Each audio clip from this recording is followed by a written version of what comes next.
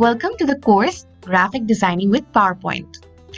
আপনারা যারা এতদিন ধরে মনে করতেন পাওয়ারপয়েন্ট শুধুমাত্র স্লাইড মেকিং অথবা অ্যানিমেশন তৈরি করার একটা সফটওয়্যার, তাদের পুরো ভুল ধারণাটা আমরা এই কোর্সের মাধ্যমে কিন্তু দূর করে দিব। আমরা একদম প্রফেশনাল গ্রাফিক ডিজাইনিং এই কোর্সের মাধ্যমে কিন্তু শিখব। যখন আপনি আপনার কম্পিউটারে সার্চ বারে পাওয়ারপয়েন্ট লিখে সার্চ করবেন এবং এরপর ব্ল্যাঙ্ক প্রেজেন্টেশনে ক্লিক করে এরকম একটা পেজ ওপেন করবেন, তখন আপনার সামনে কিন্তু পুরো পাওয়ারপয়েন্টের লেআউটটা চলে আসবে।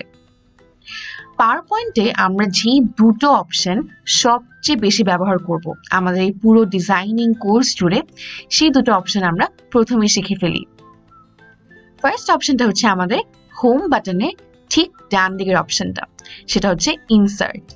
যখন আমরা ইনসার্টে যাব, আপনি দেখতে পাচ্ছেন অনেক ধরনের ভ্যারাইটির অপশন কিন্তু চলে আসছে এবং এগুলো দিয়েই আমরা আমাদের মূল কাজগুলো কিন্তু করে থাকি। যেমন আপনার যখন পিকচার বা কোনো ছবি আনতে হবে, আপনি এখানে ক্লিক করবেন। আপনার যখন কোনো শেপ আনতে হবে, আপনি এখানে ক্লিক করবেন। এবং একইভাবে আপনার যখন কোনো লেখা বসাতে হবে, কোনো সময় এবং তারিখ বসাতে হবে, তখন আপনি একইভাবে এই অপশনগুলোতে ক্লিক করবেন। আরো দুটো গুরুত্বপূর্ণ ফিচার হচ্ছে ভিডিও এবং অডিও। এই দুটো অপশন আপনার কিন্তু অনেক অনেক বেশি ইম্পর্টেন্ট যখন আপনি এডিটিং এর কাজ করবেন। এরপরের অপশনটা হচ্ছে ডিজাইন অপশন। এখানে যাবার পরে আপনি কিছু কাস্টমাইজড স্লাইডের ডিজাইন কিন্তু পেয়ে যাবেন। যেহেতু আমাদের উদ্দেশ্য হচ্ছে আমরা নিজেরা ডিজাইন করা শিখবো, তাই আমরা এখান থেকে এই কোর্স জুড়ে কোনো প্রি ডিজাইন টেমপ্লেট কিন্তু চুজ করব না।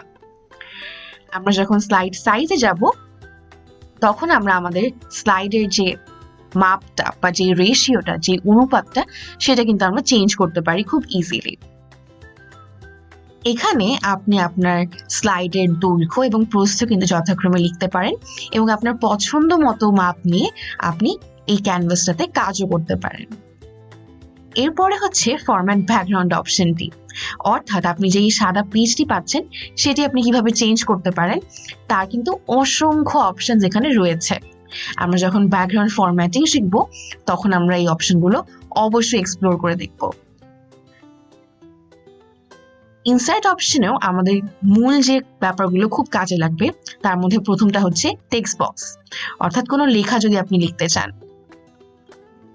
এছাড়া আরো রয়েছে শেপস। শেপসও আমাদের জন্য অনেক অনেক অনেক ইম্পর্টেন্ট একটা অপশন হবে। তাই আমরা যখন আরো ডেপথে যাব এই কোর্সে, তখন আমরা এই অপশনগুলো কিন্তু এক্সপ্লোর করব।